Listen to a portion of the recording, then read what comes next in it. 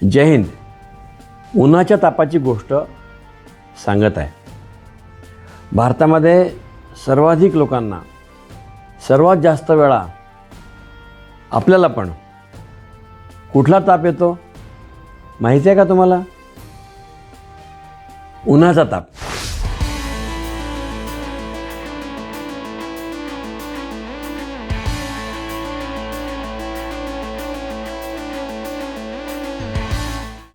हा कसा ओळखायचा? तर 2 थर्मोमीटर कधीही ताप आला तर घ्यायचे. एक काखेत लावायचा, चामडीचा ताप मोजणारा, आणि एक तोंडात ठेवायचा. यांनी ताप मोजलं की ते पीप आवाज करतात. आवाज केला की हे दोन्ही काढायचे आणि मग बघायचे. सहसा तोंडाचं तापमान हे चामडीच्या तापमानापेक्षा अर्धा एक अंशाने कमी असतं. आपण चालतो, फिरतो, श्वास घेतो, जगतो, त्यांनी शरीरात गरमी तयार होते आणि शरीर गरम असते. आपण मेलो की शरीर गार पडते. तो कोणी जिवंत आहे का मेला आहे बघायला हात लावा. तो जर गार असेल तर तो जिवंत आहे का मेला ते बघा. राईट. नंबर 1. मग गरमी आत बनते आणि अंगाला वारा लागतो, त्यांनी चामडी गार होते. चामडीवर एक अदृश्य थर असतो घामाचा. तो घाम वाळतो आणि तो चामडीला गार ठेवतो. म्हणून तोंडापेक्षा चामडी अर्धा एक अंशाने गार असते. मग आपण उन्हात खेळलो आणि पाणी नाही पिलं, उन्हाळ्यामध्ये प्रवास करत आहे, उन्हामध्ये आपण गाडीने जातो तर जोराचा वारा लागतो, तो आपल्याला सुकवतो. गरम वारा आपल्याला सुकवतो, वाहता वारा. तो घाम सर संपला तर मग चामडीला गार कोण करणार? आणि ऊन पडून चामडी तापते आणि आपल्याला ताप येतो. आपण डॉक्टरकडे जातो. कोणत्या पण तापासाठी डॉक्टरकडे जातो. डॉक्टर औषध देतात, पाणी प्या करतात, बरे होतात. जर असं पाहिलं नाही तर आपल्याला कळतच नाही की उन्हाचा ताप पण आहे. म्हणजे भारतात 2 प्रकारचे ताप येतात. आपल्याकडे 9 महिने उन्हाळा असतो. 9 महिने उन्हाळ्यामध्ये उन्हात काम केलं, पाणी कमी पिलं, पाणी कमी पडलं तर उन्हाने चामडी तापते, कारण घाम नसतो गार करायला. घाम ही गार करायची यंत्रणा आहे. ती नसली तर चामडी तापते आणि ताप येतो. तर असंच ओळखायला लागेल की एक थर्मामीटर चामडीचा ताप मोजायला घ्या आणि एक तोंडातलं मोजायला घ्या.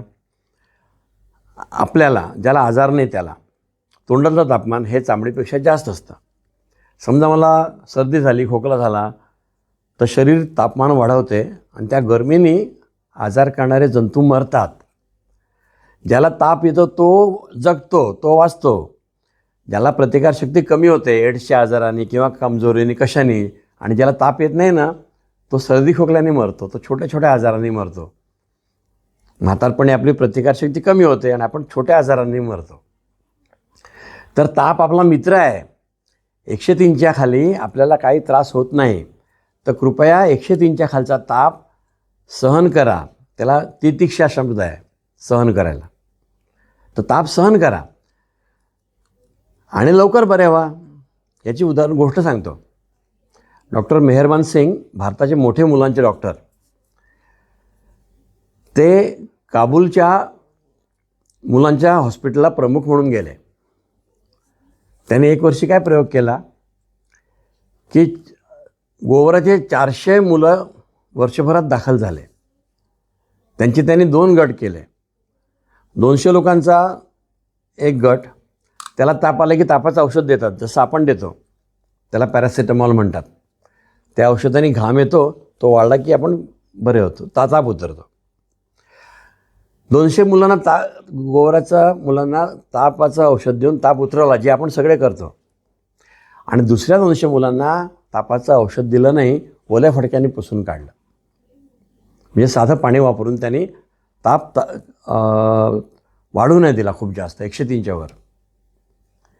आणि वर्षभराने अभ्यासात काय दिसलं की ज्यांना साधं पाणी देऊन त्यांचा ताप कमी ठेवला होता. त्यातले खूप मुलं चांगले झाले. ज्यांना तापाचं औषध देऊन ताप उतरवला होता त्यांचा आजार बळावला, त्यातले काही वारलेसुद्धा.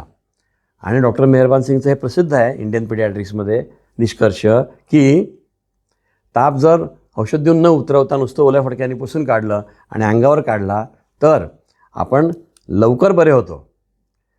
गंभीर आजाराच्या घटना कमी होतात आणि मरण कमी होतं. ताप उतरवला, आपली जी आजारचे जंतू मारायची क्षमता असते ती 1 अंश ताप वाढला की 10 पटीने वाढते, 2 अंश वाढले की 100 पटीने वाढते, 3 अंश वाढले की 1000 पटीने वाढते. सो ताप चांगला आहे समजून घ्या पहिले आणि ताप उतरवू नका. हे झालं एक काम. दुसरं काम, असं दरवेळा बघा, ताप 2 थर्मामीटर ठेवा, एक तोंडात ठेवा आणि एक इथे ठेवा. समजा मला आतून ताप आला, 103 ताप आला तोंडामध्ये, तर पहिले आतला वाढतो आणि मग चामडी पण तापते, पण दोघांमध्ये अंतर राहते माझा घाम संपेपर्यंत. जर आतला तापापेक्षा बाहेरचा ताप 1 अंशाने कमी आहे तर मला आतमध्ये आजार आहे, सर्दी, खोकला, हिवताप, मलेरिया, टायफॉईड काय जे आहे. जसं मी ऊन लागलं समजा, मला आता लागतं, आज 33 तापमान आहे बाहेर मुंबईला, तर उन्हाने चामडी तापली की आतला ताप आणि बाहेरचा ताप यातलं जे 1 अंशाचं अंतर असते ते कमी व्हायला लागतं. हे अंतर अर्ध्या अंशापेक्षा कमी झालं याचा अर्थ मला उन्हाचा ताप लागलेला आहे. मग चामडीचा आणि तोंडातला ताप सारखा झाला म्हणजे मला ऊन लागलेला आहे. आणि अजून ऊन लागलं तर चामडीचा ताप वाढतो आणि आतला ताप कमीच राहतो. तर याला औषध आंघोळ करणं हे आहे. आपल्या पूर्वज 5दा आंघोळ करायचे. आपण बाहेरून आलो ना तर गरम झालं की कार्यक्षमता कमी होते, शिक्षण क्षमता कमी होते, थकवा लवकर येतो. आंघोळ केलं की आपण ताजे होऊन जातो. पूर्वी लोक 5 वेळा आंघोळ करायचे. काही तर कारण असेल की नाही. आपला 9 महिने आपल्याकडे गरम असते. गरम म्हणजे काय समजा, आपल्या शरीराला सर्वोत्तम तापमान आहे 25 ते 26 अंश. त्याला मोजायला सेल्सिअस म्हणतात हवेला आणि आपल्याला सेंटीग्रेड म्हणतात. दोन्ही एकच आहे, सारखेच आहेत. 27 अंश तापमान झालं की नंग्या माणसाला गरमी होते. 28 अंश तापमान झालं की नंग्या माणसाला घाम येतो. आणि 30 अंश म्हणजे कडक उन्हाळा.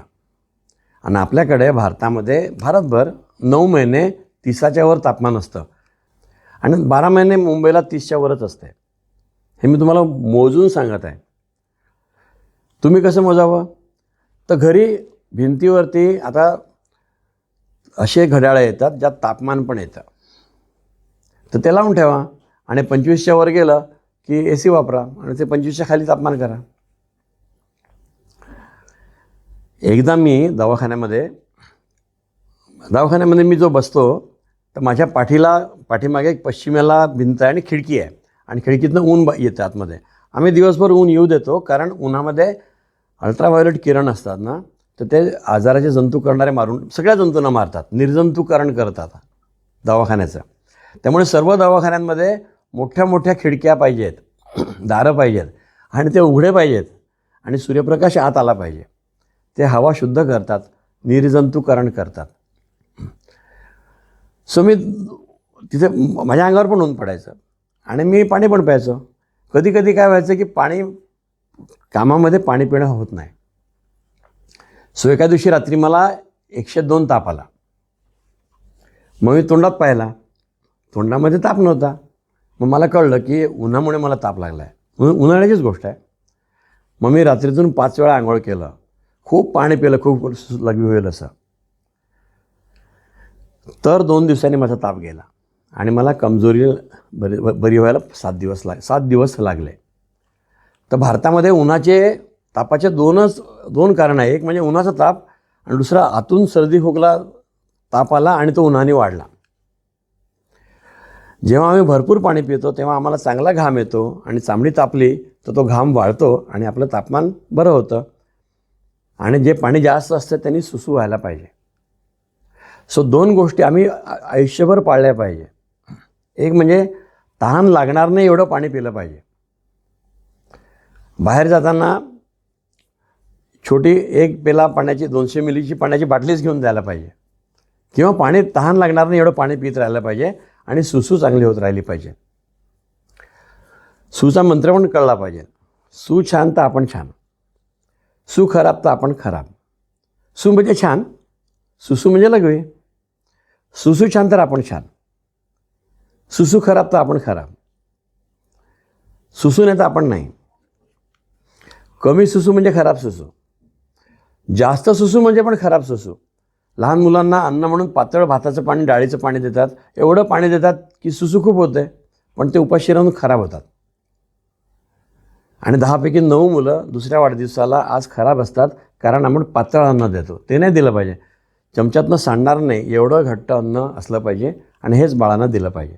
12 वेळा दिलं पाहिजे रोज, आईच्या दुधाच्या आधी 6 महिन्यापासून पुढे. तर स्वतःपुरतं एवढं बघा की नेहमी पाणी पिऊन घराबाहेर जा, पाणी सोबत न्या. तहान लागणार नाही असं पाणी पित राहा उन्हाळ्यामध्ये, आणि उन्हाळा 12 महिने असतो. आणि सुसू चांगली व्हायला पाहिजे. सुसूला रंग आला, वास आला म्हणजे सुसू कमी झाली. सुसू कमी झाली, खराब झाली तर धोका आहे. एवढं कराल तर तुम्हाला कधीच ऊन लागणार नाही. आणि तापामध्ये हे एवढं जरूर करा. का जरुरी आहे सांगतो तुम्हाला. कोरोनापूर्वीच्या 2 वर्षामध्ये आमच्याकडे 1200 मुलं ॲडमिट झाले आजारांनी, तापांनी. त्यापैकी 633 मुलांचं चामडीचं तापमान हे तोंडाच्या तापमानापेक्षा जास्त होतं. याने आम्हाला काय कळलं, बघा तापामध्ये काय होतं की पाण्याची गरज वाढते, पण तापामुळे आपलं खाणं पिणं कमी होते आणि पाणी कमी पडतं. आणि ताप येतो तेव्हा घामाचा वाफ होऊन जाते आणि पाणी जास्त जाते. आणि आपण तापाचं जे औषध देतो ना, त्यांनी घाम जास्त येतो. म्हणजे आपण कपडे धुतल्यावर पिळतो की नाही तर पाणी कसं येतं, तसं तापाचं औषध आपल्या शरीरातलं पाणी बाहेर काढतं आणि आपण सुकून जातो. सो तापामध्ये सलाईन भरतात ना, ते पाणी असतं. ते पाणी आत गेल्यामुळे शरीरातलं पाण्याची स्थिती चांगली झाल्यामुळे आपण लवकर बरे होतो आणि ताप जातो. तो सलाईन मोठं काम करते, ते आवश्यक असते, जरुरी असते, ते लावा. आणि असेल तर आजारी माणसाच्या खोलीत AC असला पाहिजे, तो वापरला पण पाहिजे, गार पाहिजे. म्हणून सर्व रुग्णालयांमध्ये गंभीर आजाराच्या लोकांच्या खोल्यांमध्ये एअर कंडिशनिंग असते, गारवा असतो. त्यांनी ते लवकर बरे होतात. कारण समजा 2 वाघ तुम्हाला खाऊन राहिले, एकाचं तोंड बंद केलं म्हणजे 8 आजार गेला. तसं ताप आपला उन्हाचा ताप आहे आणि आजाराचा ताप आहे. AC लावला म्हणजे उन्हाचा ताप गेला. तापाचे आम्ही 3 प्रकार केले आहे. डॉक्टर जोशींच्या तापाच्या श्रेण्या, उन्हाच्या तापाच्या, तोंडाचं तापमान आणि बाहेरचं तापमान यातलं अंतर अर्धा अंशापेक्षा कमी झालं म्हणजे ऊन लागल्याचा ताप, श्रेणी 1. चामडीचा ताप आणि तोंडाचा ताप सारखा आहे म्हणजे श्रेणी 2, उन्हाच्या तापाची श्रेणी 2. आणि चामडीचं तापमान तोंडापेक्षा जास्त आहे म्हणजे श्रेणी नंबर 3. तर मला श्रेणी नंबर 3चा ताप आला होता. तर आमच्याकडे दवाखान्यात मुलं आले की पहिले ताप असेल तर हे 2 ताप पहिले जातात, आणि ज्यांचा ताप चामडीचा जास्त असेल त्याला आंघोळ घातली जाते. दवाखान्यात बाथरूम असलेला माझा एकुलता एक दवाखाना जगात असावा. आणि सर्व मुलांना एवढी मज्जा येते कारण त्यांना ऊनच लागलं असते, आंघोळ करून ते बरे होऊन जातात. आम्ही त्यांना आंघोळ करतो, त्यांना आम्ही त्यांना पाणी देतो आणि आम्ही त्यांना शिरा आणि कुरमुरे देतो. कारण पाणी जे आहे ना ते अन्नाचा आणि मिठाचा हात धरून शरीरात जाते. म्हणजे पाण्याचा एक कण मिठाच्या एका कणाचा आणि अन्नाच्या एका कणाचा हात धरून आत जाते. म्हणून ते ORS बनते. ORS म्हणजे काय की 1 पेला पाणी, 1 चमचा साखर म्हणजे अन्न किंवा चिमटीभर मीठ. साखर नसेल तर भाताचं पाणी, डाळीचं पाणी हे पण चालते, ताक पण चालते, आणि चिमटीभर मीठ 1 पेला पाण्यामध्ये. तर हे अमृत आहे, हे गंगाजल आहे. तर आम्ही त्या ORSला गंगाजल म्हणतो. या पाण्याला आम्ही गंगाजल का म्हणतो गंगाजल, कारण आपल्याकडे लोकांना माहिती आहे की गंगाजल दिले की बरे होतात. त्यामुळे आजारी माणसाला भरपूर पाणी द्या. पाण्याचा प्रत्येक कण मीठ आणि अन्नाचा हात धरून आत जातं, म्हणून पातळ अन्न द्या. आपल्याकडे गूळ पाणी द्यायचे तर त्यात मीठ असतेच गुळामध्ये, तर गूळ पाणी सगळ्यात छान आहे. किंवा साखर पाणी म्हणजे लिंबू सरबत किंवा पाणी, किंवा घरात जे पेज सातूचं 2 चमचे सातू टाका, पाणी पाजा, हे सर्वोत्तम अमृत औषध आहे. हे करा आणि हे तुम्ही आज सगळ्यांना शिकवा. एकदा एक 5-7 दिवसाचं नवजात बाळ 103 तापाने आलं. सोबत आमच्याकडे MD झालेले विशेष तज्ज्ञ झालेले मुलं सरावासाठी, अभ्यासासाठी सोबत काम करतात. तर आणि आम्ही त्यांच्याकडनं नवीन शिकतो. त्यांना विचारलं याचं काय करायचं? ते म्हणे नवजात बाळाला ताप येत नाही.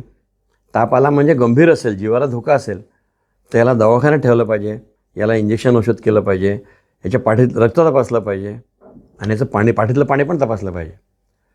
मी म्हटलं सांगा त्यांना. मग त्यांनी सांगितलं त्या आईबाबांना. आईबाबा म्हणे आम्ही रिक्षाचे पैसे दुसऱ्याकडनं घेतले, तुम्हाला द्यायला पण पैसे नाही, आम्ही नाही राहू शकत इथे. मी त्यांना म्हटलं त्याचं चामडीचा आणि तोंडातला ताप बघा. चामडीचा ताप 103 होता, तोंडामध्ये 100 होता. म्हणजे समजा एखाद्या स्वयंपाकघरामध्ये आपण अन्न शिजवतो, खूप गरम झालं आहे किंवा लोखंड भट्टी आहे, तर स्वयंपाकघरामध्ये गरम असणार आतली खोली आणि आतली भिंत, पण स्वयंपाकघराची बाहेरची भिंत तुलनेने गार असणार, स्वयंपाकघराच्या बाहेर तुलनेने गारवा असणार. तसं आजार जर आत झाला तर तोंडात जर 103 झालं तर बाहेर 100 101 असणार, कमी असणार. पण बाहेरून तापला उन्हाने तर बाहेर 103 असणार आणि तोंडामध्ये त्यापेक्षा कमी असणार, पण तापणार म्हणजे तो 100 होणार, हळूहळू वाढणार. सो त्या मुलाला बाहेर 103 होता आणि तोंडामध्ये कमी ताप होता. मी त्यांना म्हटलं, आमच्या स्टाफला सांगितलं याला आंघोळ घाला. त्याला आंघोळ घातली, त्याला आईचं दूध पाजलं, तो चांगला खेळत होता बाळ. मग त्याला आजाराचं काही लक्षण नव्हतं तापाशिवाय. त्यांना घरी पाठवलं आणि ते बाळ ठणाठण आहे. तर हे खूपच महत्त्वाचं आहे की भारतामध्ये ताप आला तर हे 2 ताप मोजले पाहिजे. जर मुलांचं तोंडात नाही मोजता आलं तर शीच्या जागी पण मोजता येते. तसं लांबून ताप मोजायचं पण थर्मोमीटर येते, त्याने आपण चामडीचा ताप मोजू शकतो आणि कानाच्या पडद्याचा म्हणजे आतला ताप मोजू शकतो किंवा तोंडाच्या आतला पण ताप मोजू शकतो. बघा, गोड गंगा, यमुना, नर्मदा, सरस्वती रोज गोड पाणी समुद्रात घेऊन जातात, तो काय गोड होत नाही. तसं 150 कोटी लोकसंख्या आहे भारतात आणि रोज 1 लाख मुलं जन्माला येतात. आम्ही चांगलं ज्ञान देऊन भारत ज्ञानी करूया. ज्ञान ही शक्ती आहे. तर 5-50 लोकांना सांगून नाही होणार, 150 कोटी लोकांना सांगायला लागेल, 100 भाषा सांगायला लागेल आणि एकटा माणूस नाही करू शकत. वामन अवतारांनी एका पायामध्ये जग व्यापलं. तसं फोनच्या मदतीने, सामाजिक माध्यमांच्या मदतीने आपण सर्वांपर्यंत पोचू शकतो. सो माझी सर्वांना नम्र विनंती. अजून महत्त्वाचं सांगतो, नवजात बालकं असतात ना, त्यांना आपण गुंडाळून ठेवतो. पूर्वीच्या काळी किंवा थंड प्रदेशामध्ये थंडी वाजते तेव्हा गुंडाळणं बरोबर आहे, पण 9 महिने भारतामध्ये सगळीकडे गरमी असते, तेव्हा आपण कमीत कमी कपड्यात राहायला पाहिजे. बाळंतिणींनी पण कमीत कमी कपड्यात, सभ्य आपण कमी कपड्यात राहायला पाहिजे. आणि थंडी वाजली तरच बाळाला गुंडाळलं पाहिजे, नाही तर उघडं ठेवलं पाहिजे. कारण बाळ गरम होते आणि गरमी झाल्याने बाळाची भूक कमी होते, वाढ कमी होते. आपले मुली 6.25 फूट, मुलं 6.5 फूट पाहिजे. आपण गुंडाळून त्यांना गरम करून त्यांची वाढ खुरटवतो जन्मापासून. हे करू नका. गुंडाळल्यानंतर ताप येतो, तो उघडं ठेवलं की ते बरे होतात. तुम्हाला थंडी वाजली तर तुम्ही बाळाला कपडे घाला, नाही तर बाळाला कपडे घालू नका, तर तुमचे मुलं जास्त चांगले वाढतील. आणि समजा बाळाला ताप आला, आईचं दूध पिणाऱ्या बाळाला ताप आला, तर आईला कसं कळेल की याला कुठला ताप आहे? तर समजा बाळाला जर चामडी तापली ना उन्हाची, तर आई जेव्हा बाळाला उचलते तेव्हा हाताला ताप लागतो. जर बाळाच्या आईला हाताला त्याची चामडी गरम लागून कळलं की ताप आहे पहिल्यांदा, तर तो उन्हाचा ताप आहे किंवा गुंडाळण्याचा ताप आहे. आणि ती बाळाला पाजते आहे. बाळाला समजा सर्दी खोकला झाला आणि ताप आला, तर आधी बाळाचं तोंड गरम होते पण चामडी गार असते. आणि आई जेव्हा बाळाला पाजते ना, तर आईला बाळाचं तोंड गरम लागते. सो आईचं दूध पिणाऱ्या बाळासाठी डॉक्टरने विचारायला पाहिजे की याला आधी ताप कुठे जाणवला? बाळाची चामडी गरम होती पहिल्यांदा लागली की तोंड गरम लागला? ज्याची चामडी गरम लागली त्याला गुंडाळून ताप आलेला आहे. आपण काय करतो, बाळाला गुंडाळतो, ते गरम होतात, त्यांनी रक्तातलं पाणी कमी होतं आणि त्यामुळे रक्तातली कावीळ वाढते आणि मुलं पिवळे दिसतात. सर्व नवजात शिशूंना कावीळ होते, परंतु उन्हाळ्यामध्ये रक्तातलं पाणी कमी झाल्याने काविळाचं प्रमाण वाढलं असं दिसते आणि चामडी पिवळी दिसायला लागते आणि मुलं यायला लागतात. तर मार्चमध्ये येतात मुलं, काविळीची आता यायला लागली. ती आली की आम्हाला कळते की उन्हाळा सुरू झाला. मग पाऊस पडला की गारवा येतो, पुन्हा हे बंद होते. मग ऑक्टोबरमध्ये पुन्हा गरमी वाढते, तेव्हा पुन्हा अशी काविळाची मुलं भारतभर येतात. मग त्यांना हॉस्पिटलला ठेवून सलाईन भरायला लागते, त्यांना लाईट वगैरे देतात. पण आम्ही जर बाळं उघडे ठेवले, त्यांना गरमी होणार नाही याची खात्री केली, तर हे कावीळाने रुग्णालयात जाणारे मुलं बंद होतील. ते आपण करूया. दुसरं पण आहे की जगायला ड जीवनसत्व लागते आणि ते सूर्यप्रकाशाने मिळते आणि ते सर्वांना कमी आहे. ड जीवनसत्वाने हाडं लांब होतात. मामे बुटके आहेत. जन्म आईच्या पोटातच आईलाच कमी असते, बाळाला कमी असते, मुलांना कमी असते, असा भारताचा अभ्यास आहे. सो बाळ बाळंतिणीला रोज अंगावर ऊन पडलं पाहिजे. दुपारचं ऊन पडलं पाहिजे, सहन होईल एवढं पडलं पाहिजे. पण एवढं नक्की जरूर करा. त्या उजेडाने पण कावीळ कमी होऊन जाते. रुग्णालयात काय करतात की बाळाला रुग्णालयात ठेवतात, त्याला उजेड टाकतात चामडीवर. उजेडामधले जे किरण असतात ना, त्याने तो कावीळ कमी होते. पण बाळ उघडं ठेवलं, घरीच ऊन दाखवलं, दुपारचं ऊन, सकाळचं ऊन कमी नाही येत, तर आपलं काम होऊन जाईल. म्हणजे व्हिटॅमिन डी मिळण्यासाठी सकाळचं ऊन म्हणजे 5 पैसे त्याची ताकद, दुपारचं ऊन म्हणजे 10,000 रुपये त्याची ताकद. थोडा वेळ लागेल. आपल्याला ताप साधा का उन्हाचा कसं कळेल, तर आपल्या गळ्याला आपला हात उलटा करून लावा. आज लावा, मग तुम्हाला कळेल की आपला गळा घामाने जरासा ओला असतो, हात ओला असतो, गळा ओला असतो. तर आणि ज्याला ताप येईल ना, त्याच्या गळ्याला पण लावा. दोघांचा ओलेपणा सारखा असेल तर त्याला आजाराच ताप आहे, उन्हाचा नाही. कारण उन्हाच्या तापाने घाम जातो आणि चामडी कोरडी होते आणि कोरडी लागते. सो कोरड्या चामडीचा ताप असलेला माणूस, त्याला ऊन लागलेला आहे. शिवाय त्याला आतला आजार असू शकेल, पण त्याला ऊन नक्की लागलेलं आहे. त्याला भरपूर पाणी पाजा, त्याला आंघोळ घाला. तो 12 वेळा मुतेल एवढं पाणी करा, पाजा त्याला, 12 मुतीकर करा. एक गोष्ट सांगतो. एका गावात एक बाळ होता. त्याच्याकडे एक आवडता उंदीर होता. ते दोघं उन्हात फिरायला गेले. दोघांना त्रास झाला उन्हाने, ऊन लागलं, ताप आला. उंदीर इकडे तिकडे गेला, पाणी पिला, बरं झाला. बाळ रडला उन्हात त्रास झाला म्हणून. पण मग आईवडिलांना काय कळलं नाही, ते घेऊन गेले दवाखान्यात. त्याला औषधाचे नव्हे, पाण्याची गरज होती. आणि जसं उंदराला पाणी मिळालं, तसं जर बाळाला जमिनीवर दाणा पाणी मिळालं असतं, त्याला तहान लागते ना, तरी पाणी पिलं असतं तर बरं झालं असता. तर जमिनीवर दाणा पाणी ठेवणे मुलांच्या आवाक्यात, त्यांना 18 वर्ष एकदाही तहान न लागणे, भूक न लागणे आणि मागावं न लागणे, त्यांना खाण्यापिण्याचं स्वातंत्र्य घरी असणे, ही लोकशाही आहे. तर तुमचे मुलं सशक्त होतील आणि त्यांना उन्हाचा ताप येणार नाही.